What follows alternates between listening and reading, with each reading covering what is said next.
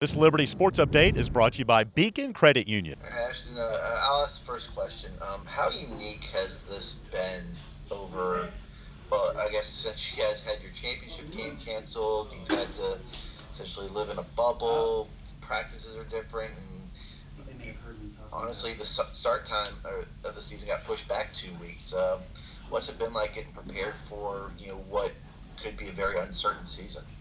Yeah, it's definitely been different. I mean, this is now going on my fourth year, and honestly, I've been playing since first grade, and nothing like this has ever happened, obviously.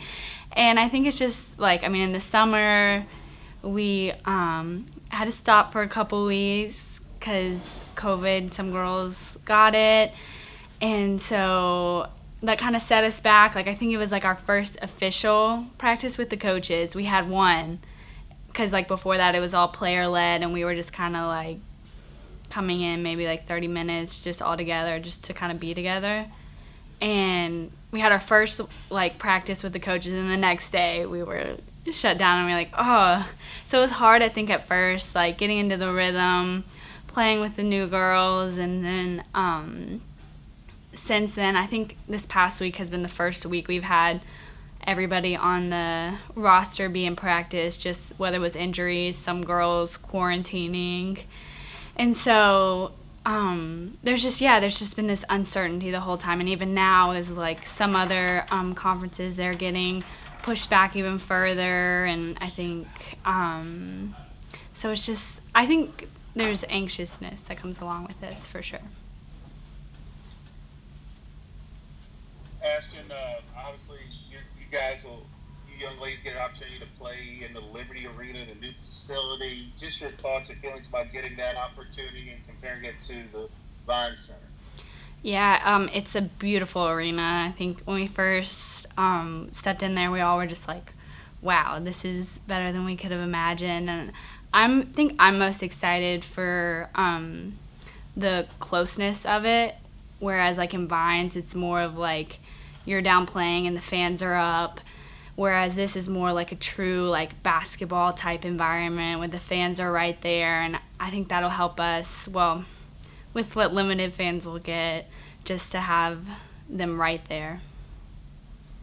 Jermaine asked Emily this question, and I'll ask it to you. How different is it going to be with a limited fan base for games? And you guys feed off crowd. I know women's basketball doesn't get a big, following, but to have it limited, what does that do for the psyche of a team? Yeah, I think there might be a little bit of a energy loss there or like a boost, like you kind of if you especially if you're going on a run and like you start having the momentum and the crowd gets involved in that. So I think we're really going to have to step up as players and say, hey, look, like we might not be able to feed off the crowd right now, so let's feed off each other and just step up in those areas. Ashton, just looking at your career, I mean, you came in like gangbusters. You're the Big South freshman of the year, and then your sophomore year you had an ankle injury which sidetracked you, but you still kept improving and growing and growing. What's it like to just continue to? I mean, obviously, looking at your career, you haven't rested on your laurels. You continue to improve as a player. What's that like for you to just continue to grow as a basketball player heading into your senior season? Yeah, I think I have a lot to thank the staff with that for just continuing to pour into me and always pushing me and never settling for where I'm at that time. And I think even the girls around me, just the competition we have where you're competing literally daily for whether that's a spot or just I love competition, so just having girls pushing me and saying, okay, well, this is an area that I'm weak in, this is where I need to grow. And so Emily, you look at this, or sorry, Ashton, you look at this roster, and you got some upperclassmen, and even in like a D or Alyssa who transferred in, they are upperclassmen, and how much is that going to help with this team this year navigating uncertainty because you have upperclassmen who have been through, a season before, been through the rigors, and understand the importance of maintaining yourself and being as team conscious as possible.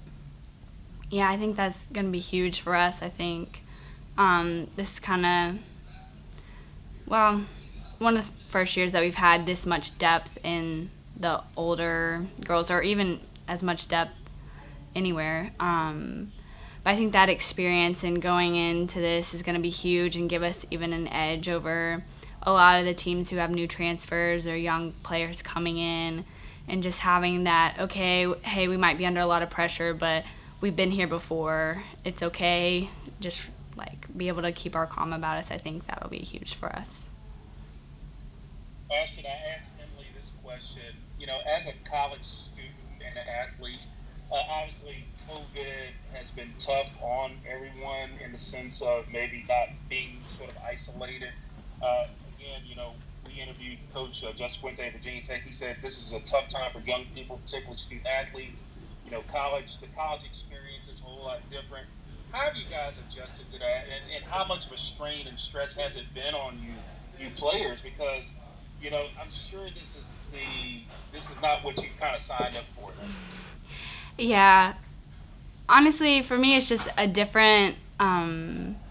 It's just different. We're coming in 3 times a week to get tested. We're the only places we go are the LAC for study hall, Vines, and that's really it on campus. And so, like, you don't really get that college experience. So for me, like, I've been through that. I know what it's like. I'm a senior, but then I feel bad for the freshman girls who this is their college experience. I'm like, oh, you guys don't know the half of it. This is just, you guys don't even get to experience really what college is like. And I think it's just different, but I think at the same time we're making the most of it and using this time that we have, and I think it's helped our team chemistry because, well, we're all just together all the time, and I think we definitely enjoy each other, so I think that's definitely honestly helped with our team chemistry. Ashton, is there a particular game you're looking forward to this year, whether it be the opener, going to play at Memphis, which is right close to your home, playing against High Point, a former Big South foe that you've played in the past? Is there any game in particular you're looking forward to? Well, obviously the Memphis, it's right, that's home, and so that's exciting, and to have, I don't know what the fans are, like what they're going to allow there, but I'm assuming at least a few of my family members will be able to be there.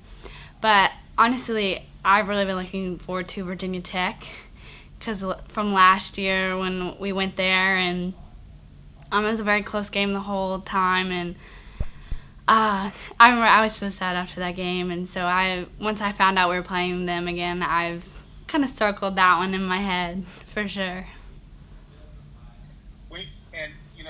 When you look at scheduling, Ashton, obviously with the Atlantic Sun, you're going to do back-to-back games against the same opponent. Just your thoughts and feelings about that. You feel like it's an advantage, disadvantage? Just your overall opinion on that. Yeah, so I think it's definitely going to be tough playing back-to-back. It'll be just about a 24-hour recovery period, and so I don't even know if that'll, like, in the coaches' heads, they're going to be like, oh, we might need to limit some girls, so maybe they're not playing as much, just depending on, like, because, oh, we'll need them tomorrow. But I also, I think the kind of bad side of it is, say you play like an FGCU at the beginning of the season, and then you don't have them scheduled until February. Well, we're a completely different team from January to end of February, and so, like, you won't necessarily have that chance to grow, learn from other games, and then play these teams a second time with that experience of the conference and stuff. So it'll definitely just be interesting going back-to-back with teams. So having FGCU as the second conference opponent is not an advantage for you? Not necessarily. I mean, I think we're in shape to play them, and it's obviously, I think we're ready, but it's still, like, there's still a disadvantage, I guess, to that. Playing any team 2 times back-to-back, I think. Obviously, and I think you touched on it a little bit, the fact that the home games. It's a new facility, but you're going to have a limited number of fans. Just talk about maybe just that opportunity of playing a game, and you're going to have a limited number of fans, if any fans at all. Yeah, that'll be an adjustment. I think having some will be good, but then if we go to places where there's none, like,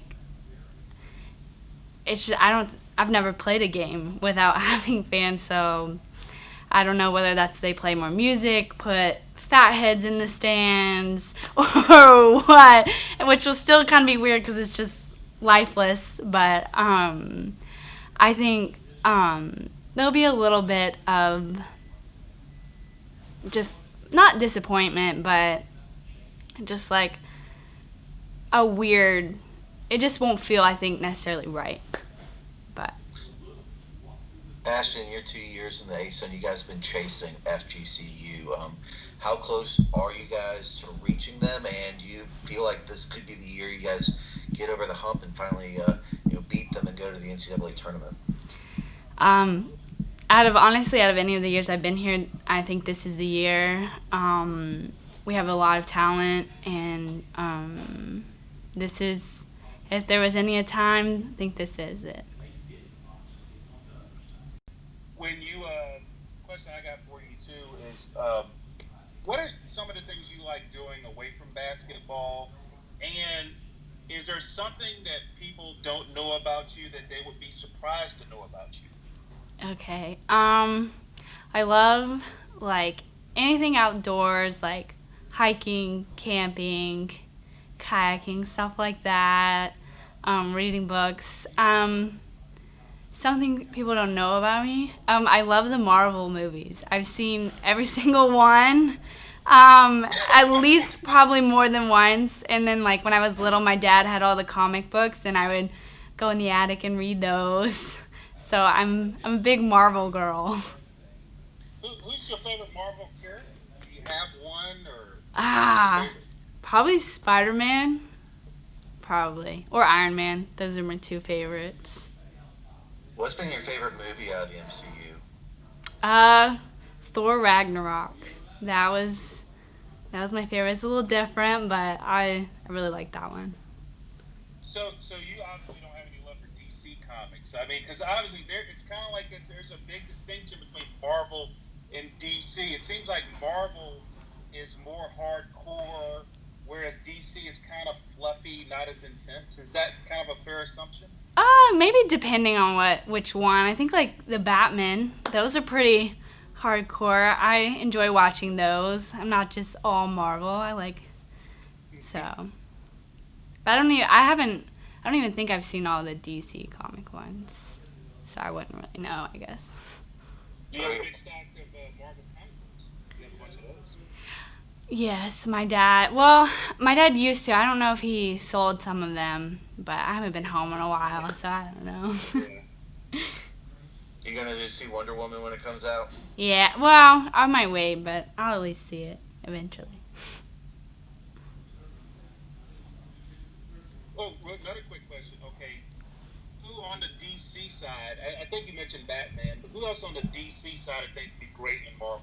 Because I remember one time they did an overlap one time of, it was many moons ago, of Spider-Man, and I want to say maybe Superman or Batman. But who do you feel like maybe on the DC side of things would be great in Marvel comics?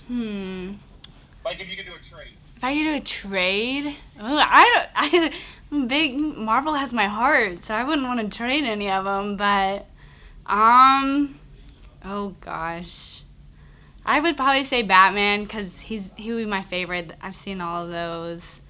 Who would I trade him with? Oh, you don't have to. Oh, I don't have to trade him. I just have to bring him over. Yeah, if you could bring one up or a few of them over, I'm sure that'd be cool. So Batman would be Probably Batman. I mean, he relates kind of to Iron Man with the suit and stuff like that, and the gadgets. So I feel like he would probably blend well. They're used to that.